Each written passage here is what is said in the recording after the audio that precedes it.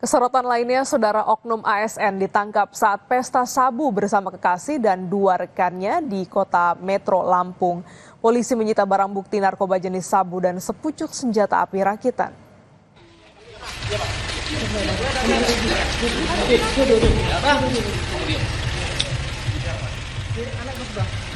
Polisi menangkap oknum ASN dan 3 orang lainnya saat melintas di wilayah Kecamatan Metro Pusat usai berpesta sabu.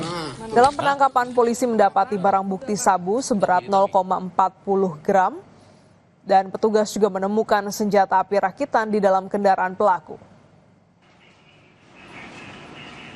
PNS 1 orang. Ada PNS 1 orang, Bu, ya? Ya. Ada berapa tersangka, Bu? Yang ada 4 tersangka. Pertama di masalah narkoba dulu di ulas, setelah itu membawa atau punya pistol. Usai membatalkan kenaikan pajak 250%, Bupati Pati Sudewo untuk pertama kalinya mendatangi posko donasi Aliansi Masyarakat Pati Bersatu. Namun kedatangan Sudewo mendapat penolakan warga.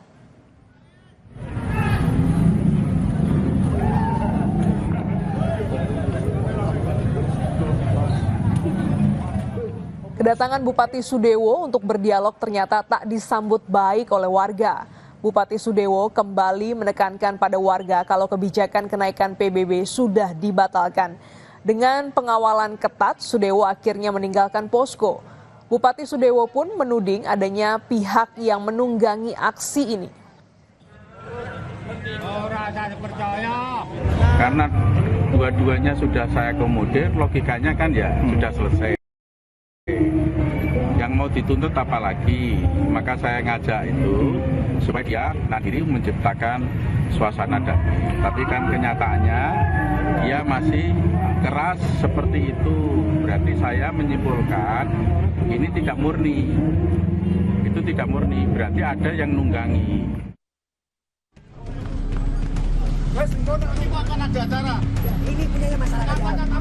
Masalah. Yang penting diterima dulu. Gerakan warga Pati akhirnya mampu menekan Bupati untuk mengubah kebijakan menaikkan pajak bumi bangunan. Kenaikan PBB sebesar 250% yang dikeluarkan Bupati Sudewo disambut warga dengan serangkaian aksi penolakan.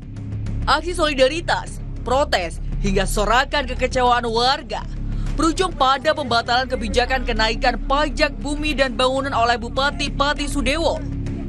Memutuskan kebijakan kenaikan PBB P2 saya batalkan untuk menciptakan situasi aman dan kondusif dan dalam rangka memperlancar perekonomian dan pembangunan Kabupaten Pati.